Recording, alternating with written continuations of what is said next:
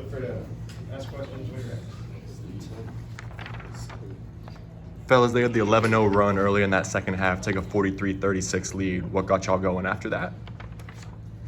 We were in halftime. We were talking. We knew we needed a lift. Coach emphasized we needed an edge to come out with, but we didn't do that. And I guess that media, he talked to us and he chewed us out, and it got us back on track. Mike, talk about your confidence this season. The career high 20 points from beyond the arc too. What's this coaching staff instilling in you mentally? Really just confidence and believing in myself, and don't make it difficult for myself, and not overthink, and just trust my abilities, trust my work, my physical attributes, all of that. So we definitely I wouldn't say it was a big task, but it was definitely something that we hammered at away this summer. It paid off for sure. And Terrence, obviously we've talked to you a lot about, you can shoot really well, and now that we're covering that, you have those lanes, but the confidence to throw some of those flashy, behind the head passes, like where's that coming from? I think I've always been a creative passer. My teammates know it. I'm not really just a scorer. I can get my teammates going as well. So it's just having that confidence to make those plays. To that point, career high 8 assists. What were you seeing from them defensively that allowed you to be such an effective distributor today? I kind of seen them more in the paint, helping off some of my teammates. So I try to get them going because I know they're going to key in me since I'm the leading scorer. But yeah, just trying to find my teammates and get the best shot possible.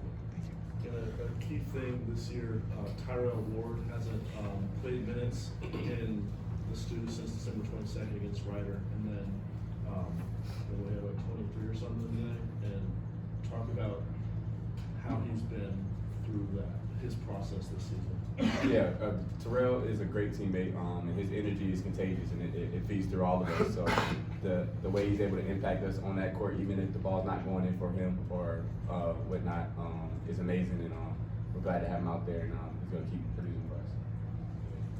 I definitely felt a difference in our depth on this game with Tyrell being on the court with us, and he's had a pretty good past month in practice. So him just staying consistent in practice and keeping his head up, and coming into to just continue working on if he plays or if he doesn't play, he was just consistent, and he showed that today.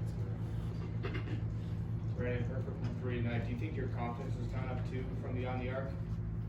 Yeah, I'm just continuing to trust my work, continue to keep shots up, and keep talking to my coaches, my players.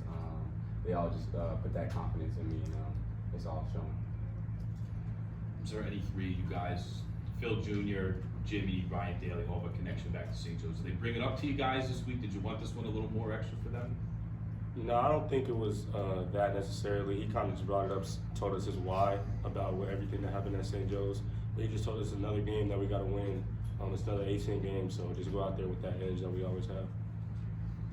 They had 18 turnovers. What do you feel like y'all did so effectively on the defensive end to disrupt them and create those? I think from the past 2 losses we had, we were definitely spaced out as a team defensively. We weren't as connected as we were previously in the season, so we kind of just had to go back to our roots, and practice our defensive principles. And once we found that again, went over that, started to trust each other again. It definitely showed in the Rhode Island game where it started, and definitely today down the stretch. Thank you. Guys, Adjumore had 6 blocks, but you guys started to finish above him with some higher-arcing layups. Can you talk about how difficult it was to finish above him? It was pretty difficult. He was contesting every shot at the basket. But in our huddles, we just telling ourselves if we give him a pump fake or we just go up strong and get to the foul line, we'll get a call or we either finish. So we just kind of talked about it and just applied it. And at halftime, the rebound differential, they were 25-15, and then they were +3 by the end of the game. What was kind of the conversation to win that rebounding battle in the second half? Rebounding is an emphasis for us every game, but we definitely took a note of those stats going into halftime, and Coach emphasized that for us to come back out and keep in mind. So we just went out there and tried to execute, and I think we did a good job. And then a similar question, at halftime, it was 12 made shots on 10 assists. the mindset moving the ball around? And what were y'all seeing in the first half? You know, same as I said before. You know, early in the season, we were definitely moving the ball around and getting our shots open. You know, open shots for T Hill, especially earlier in the season. So again, we kind of just have to go back to that. You know, have a sharing mindset, just knowing that we have so many weapons on this team. Every time it's 5 players on the court, so just trusting our teammates to get defensive.